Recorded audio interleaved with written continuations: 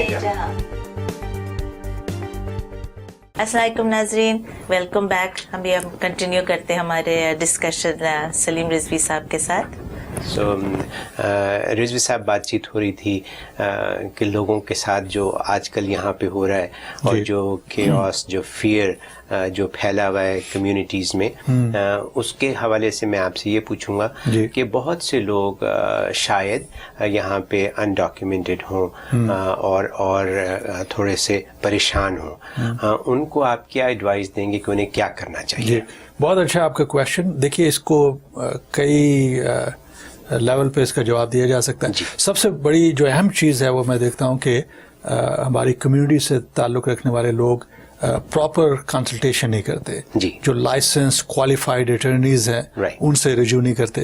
वो कहते हैं ना, जैसा नीम हकीम होते हैं, इसी तरह से नीम वकील कभी किसी दोस्त से पूछ लिया या किसी टैक्स रिटर्न जो भर रहा है उसके साथ ही कोई शख्स बैठा हुआ है जो सो कॉल्ड लॉयर है, उससे मशवरा वगैरह ले लीजिए। तो सबसे जो ज़बरदस्त एडवाइस मैं उन्हें दे सकता हूँ वो ये है कि किसी भी कॉम्पिटेंट अटर्नी से जो है वो मशवरा करें। यकीन जानिए कि मैंने बहुत से लोगों को देखा कि जिनके केसेस बनते थे और वो यहाँ पे अनलॉफुल स्टेटस में, मिसाल के तौर पे एक छोटी सी मिसाल आपको मैं देना चाहता हूँ कि अगर कोई शख्स यहाँ पे 10 साल से मुकीम है और उसके यूएस सिटीजन बच्चे हैं, तो आप एक्सेप्शनल हार्डशिप की बुनियाद के ऊपर यहाँ पे ग्रीन कार्ड हासिल कर सकते हैं।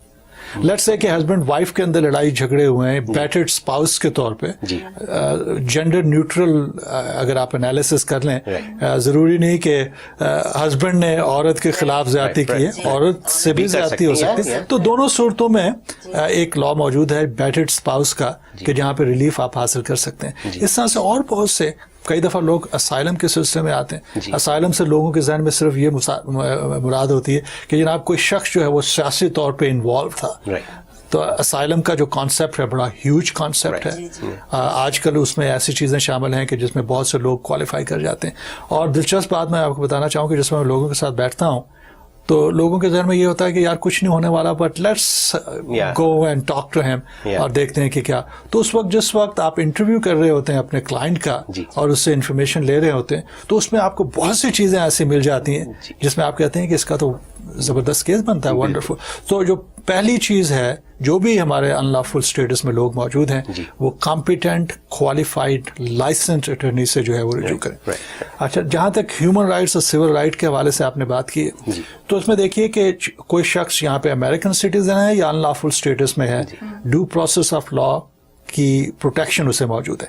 लेट्स से कि रात को FBI वाला आता है, दरवाज़ा खटखटाता है, या पुलिस वाला आता है, दरवाज़ा खटखटाता। न्यूयॉर्क स्टेट में नहीं हो सकता ऐसा क्योंकि पुलिस के पास ये पावर नहीं है। लेट्स से कि इमिग्रेशन ऑफिसर आता है और FBI का आदमी कोई आता है, तो जो अनलॉफुल स्टेटस में लोग हैं they should not open the door, okay, period.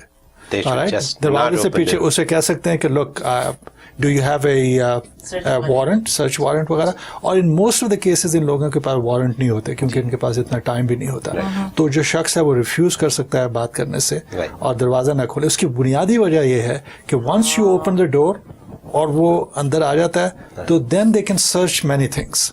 और मैंने देखे हैं कि जहाँ पे एक शख्स के बहाने से वहाँ पे गए और वहाँ पे जितने भी लोग बैठे हुए थे उनसे सवाल जवाब करके बहुत से लोगों को अरेस्ट कर लिया गया। तो this is very very very important. इसके अलावा जो है राइट लॉयर हमेशा से वो मौजूद है। अगर वो बात नहीं करना चाहते तो कह सकते हैं कि ये मेरा लॉयर है। अगर लॉयर नहीं है तो वो कह सकते हैं कि मैं लॉयर हायर करना चाहता हूँ और मैं आपसे इस मौजू पे बात नहीं करना चाह रहा। अमूमन वो कहते हैं कि अगर if you don't have to hide anything why you not talking to us.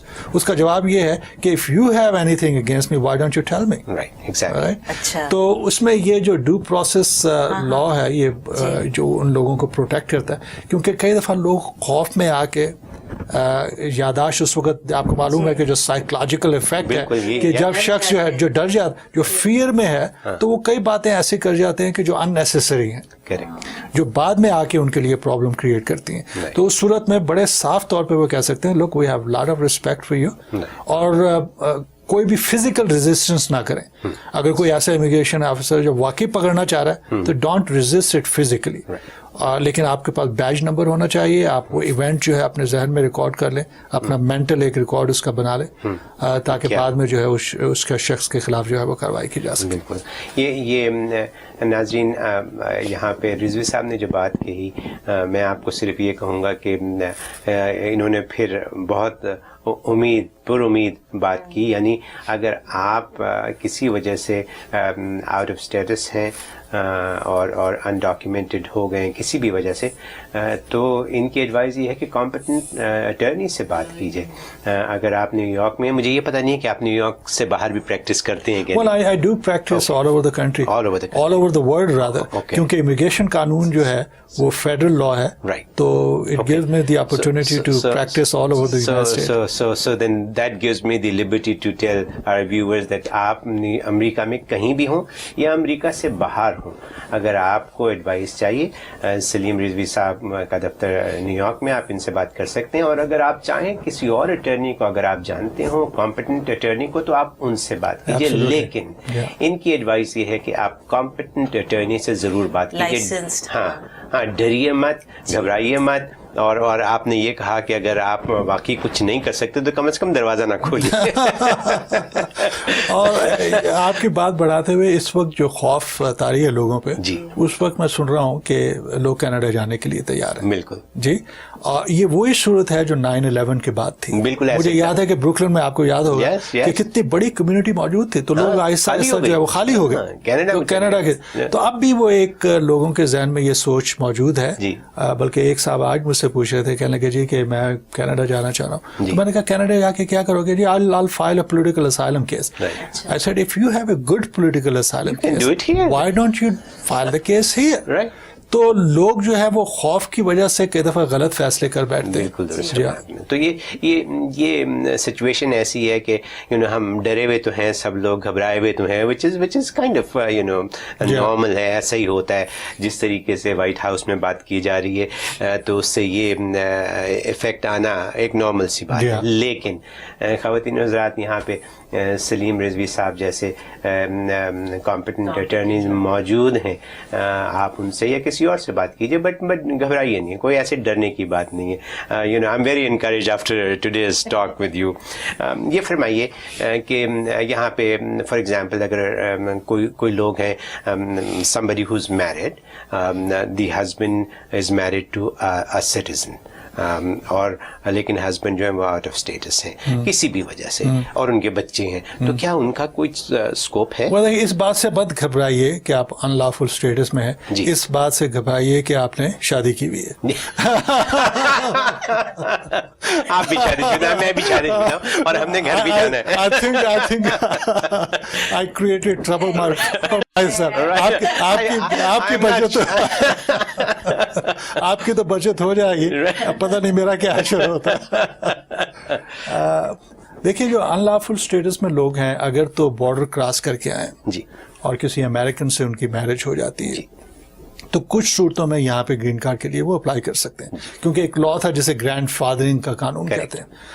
لیکن جنرلی جو ہے, اگر کوئی شخص بارڈر کراس کر کے آیا, یہاں سے امریکن سٹیزن سے میرج کرتا ہے, تو تب بھی اسے گرین کارڈ مل سکتا ہے, لیکن انٹرویو یہاں پہ نہیں ہوگا. اچھا, انٹرویو کے لیے انہیں ملک سے باہر جانا, ایڈجسٹمنٹ کے لیے. تو اس میں اوباما دور میں ایک بڑا اچھا انہوں نے قانون بنایا.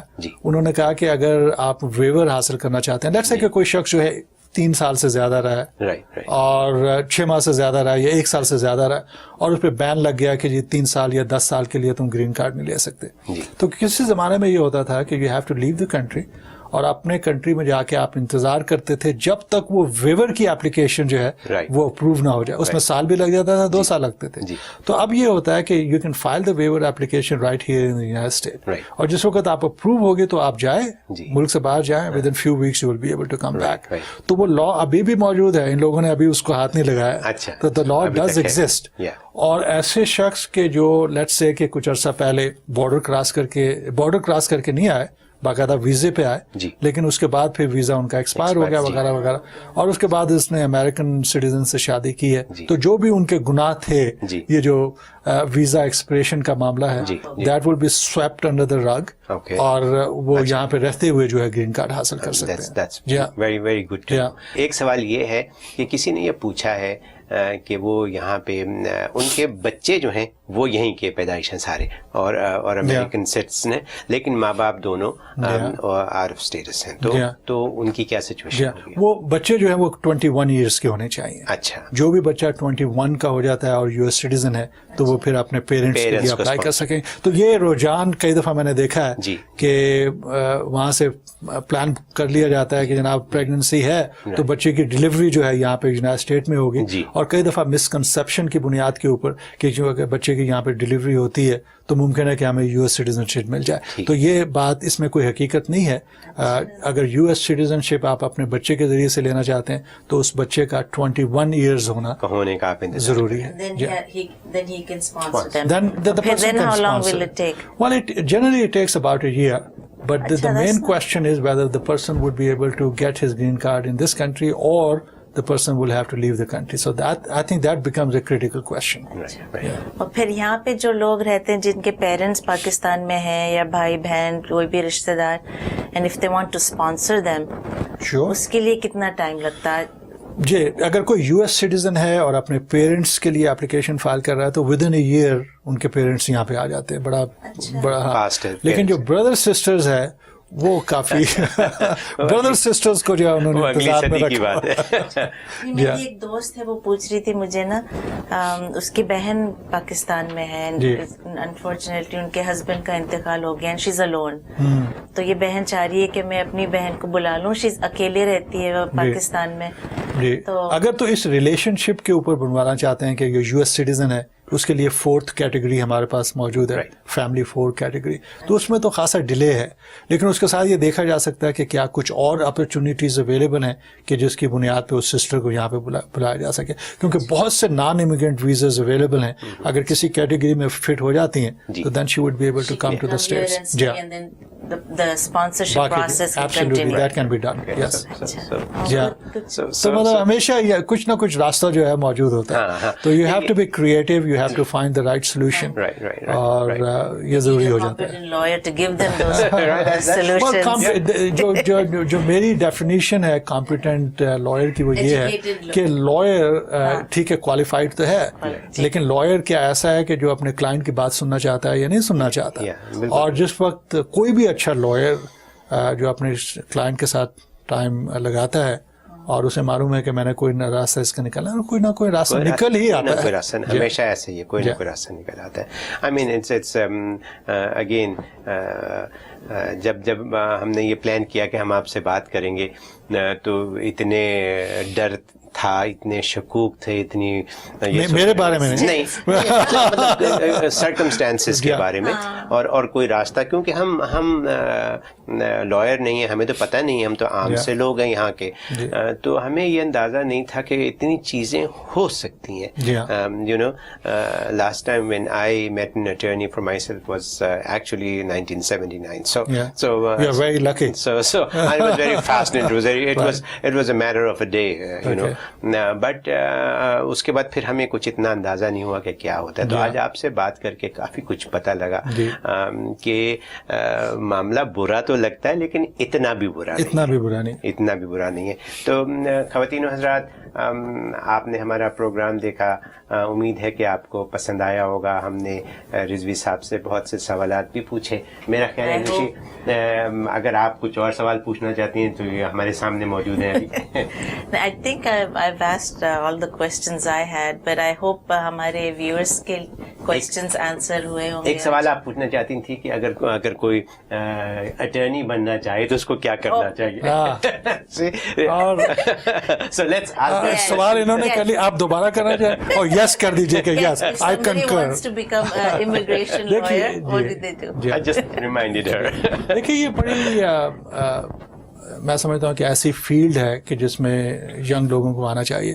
اور مجھے یہ بتاتے ہوئے خوشی ہے کہ پاکستانی امریکن فیملیز میں سے بہت سے لوگ لا پریکٹس کی طرف آ رہے ہیں. ہمارے بچے جو ہے لا اسکول میں جا رہے ہیں, بڑے اچھے اسکولز میں جا رہے ہیں, اور وہاں پہ ایجوکیشن ان کی اچھی ہو رہی ہے, وہ ایجوکیشن کے بعد جو ہے وہ آنا چاہتے ہیں.